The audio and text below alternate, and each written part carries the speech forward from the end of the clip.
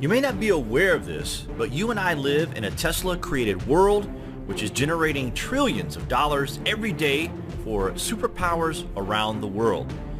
In his day, Nikola Tesla was ridiculed, demoralized, laughed at, and elbowed from society.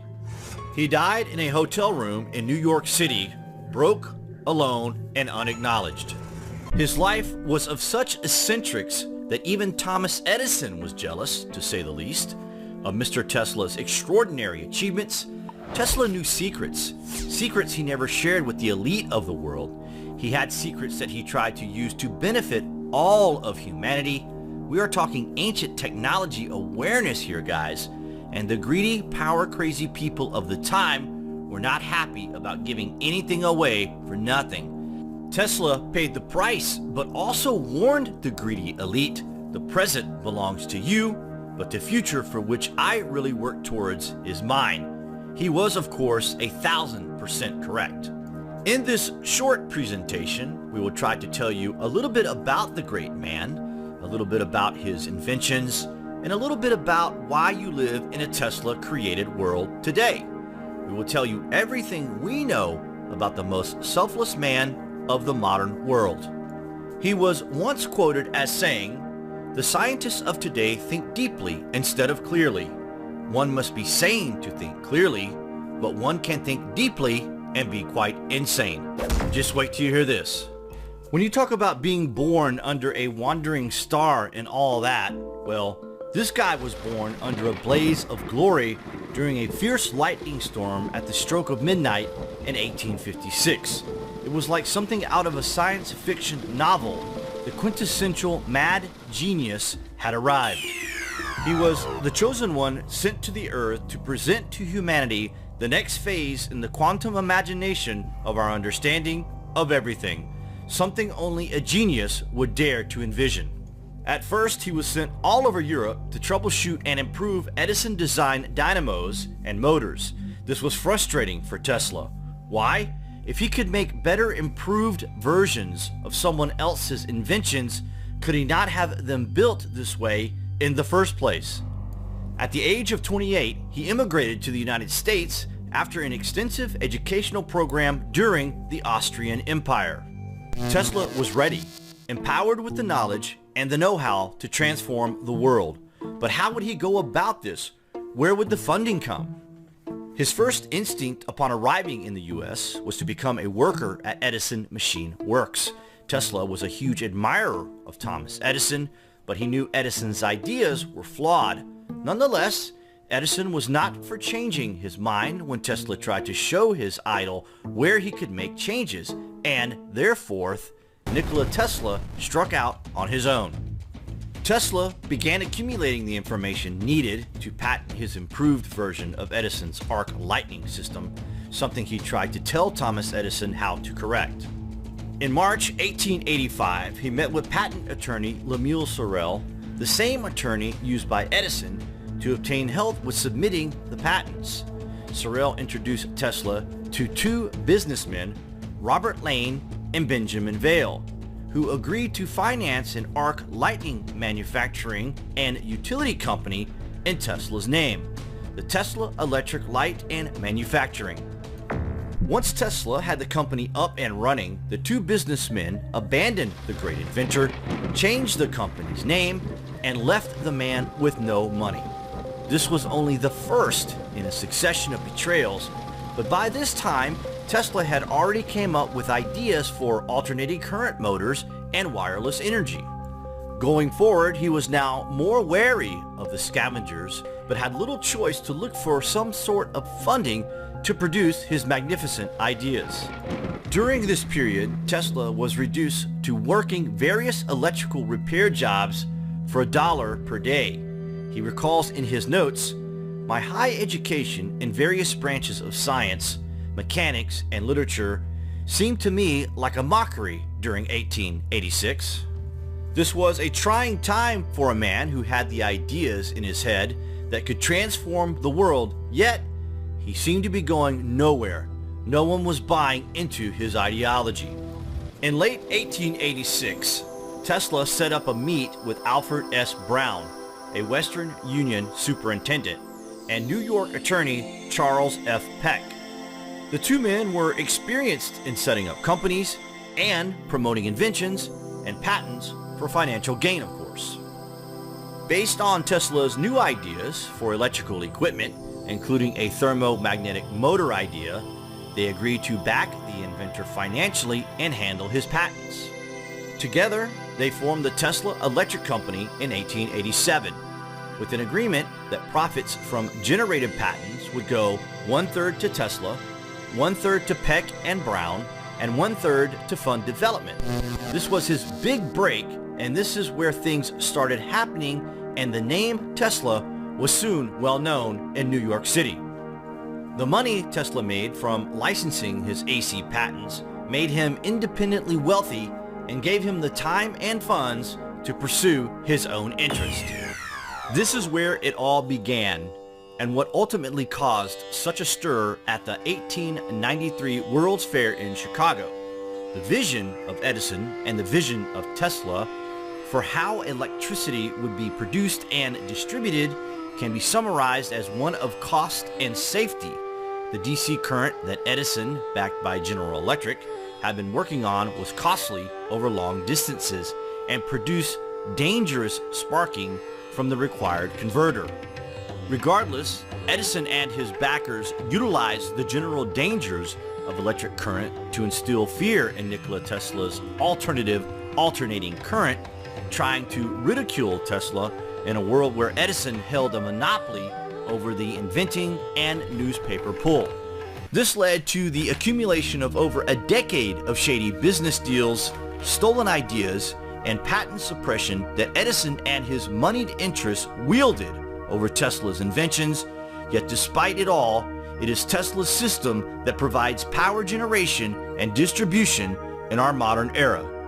Tesla may have had a brilliant mind, but he was not as good at reducing his ideas to practice. Tesla described to his funder and business partner, J.P. Morgan, a new means of instant communication that involved gathering stock quotes and telegram messages, funneling them to his laboratory where he would encode them and assign them each a new frequency. That frequency would be broadcast to a device that would fit in your hand. In other words, Tesla had envisioned the smartphone and wireless internet over 100 years before the ideas were fully put to practice. Does that not just blow your mind, or what? He also conceived of, but never developed, technology for radar, X-rays, a particle beam death ray, and radio astronomy. Tesla invented many wondrous things, including the laser, robotics, remote control, radio, and light.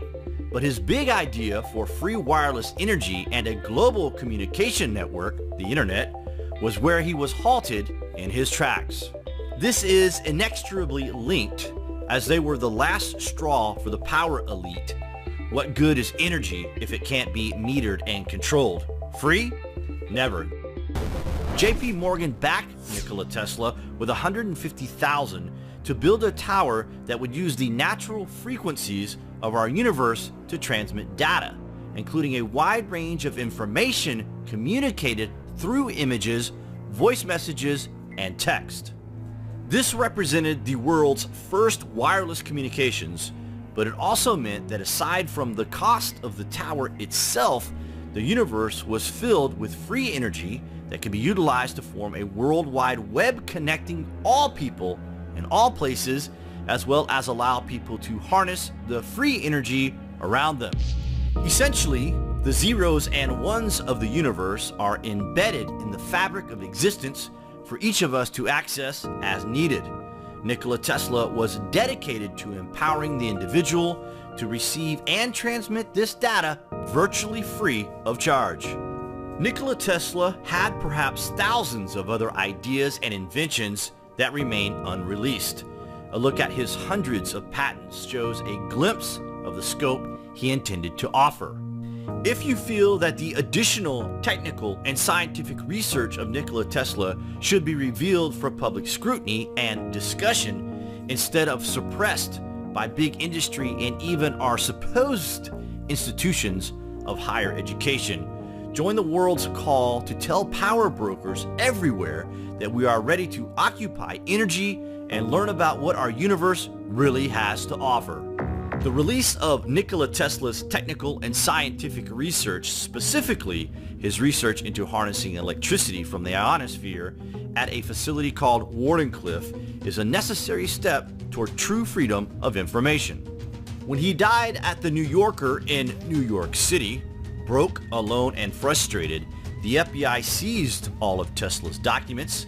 The information was stolen and his envisioned ideas were released to the public at various intervals during the past 70 years. Tesla never being mentioned or credited for any of these world-changing ideas, and all done for massive financial gain and control. Many people are only vaguely aware of Tesla's inventions and scientific discoveries. We learned that because the FBI considered him a threat, information about him in mainstream USA was suppressed. This is evidenced by the school system leaving him out of its history books. Part of Nikola Tesla's vision comes from a vivid childhood. In his memoirs, he writes, "The memories of my youth and even of earliest childhood are very vivid, and it seems to me that my character began to develop a little sooner than is the case with most people. As a very small boy, I was weak and vacillating, and made many childish resolves, only to break them. But when I was 8 years old, I read The Son of Abba, a Siberian translation of a Hungarian writer, Josika, whose lessons are similar to those of Lew Wallace and Ben-Hur. This book awakened my willpower. I began to practice self-control, subdued many of my wishes, and resolved to keep every promise I ever made, whether to myself or to anyone else. The members of my family were not long in learning that if I promised a thing, then I would do it." One of the more controversial topics involving Nikola Tesla is what became of many of his technical and scientific papers after he died in 1943.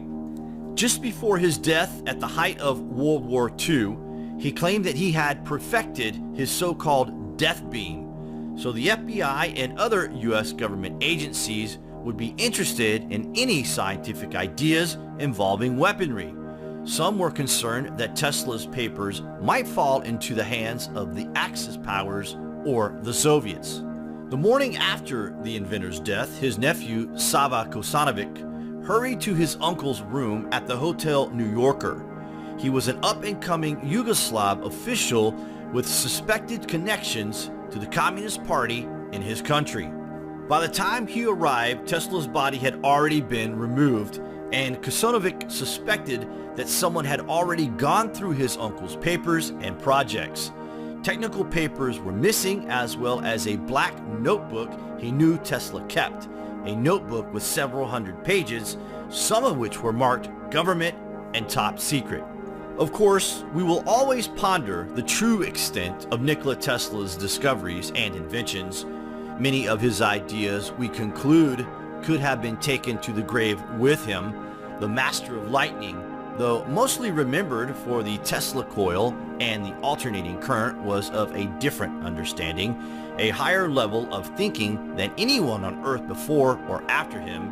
His ideas are slowly being realized.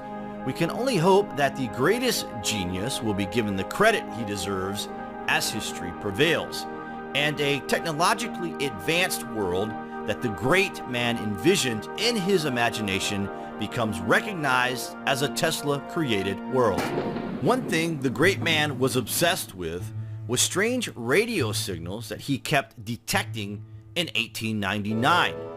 Tesla recalls in an article he wrote, "I can never forget the first sensation I experienced when it dawned upon me that I had observed something possibly of incalculable consequences to mankind.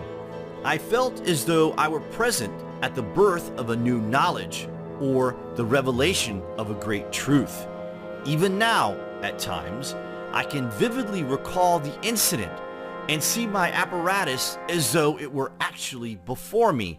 My first observations positively terrified me, as there was present in them something mysterious, not to say supernatural, and I was alone in my laboratory at night. But at that time, the idea of these disturbances being intelligently controlled signals did not yet present itself to me.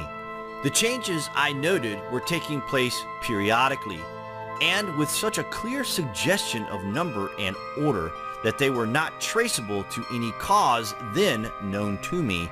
I was familiar, of course, with such electrical disturbances as are produced by the sun, aurora borealis, and earth currents, and I was sure as I could be of any fact that these variations were due to none of these causes.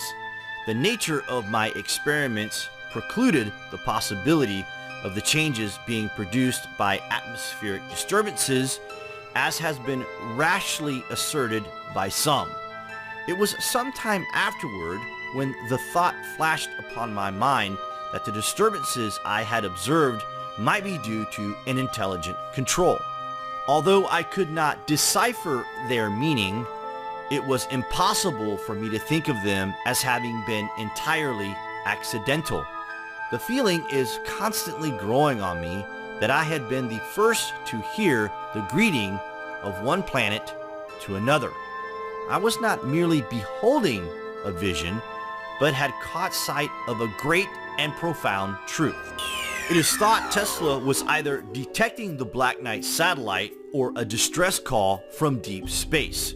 During the 1930s, ham radio operators began listening into these signals. In 1936, it was concluded after a decipher that the message was plotting the route to a star chart in the constellation Bootes. And it is thought through the movement of the stars and taking into account the speed of light and distance to Bootes that this message could be over 13,000 years old. What are your thoughts on the late great inventor?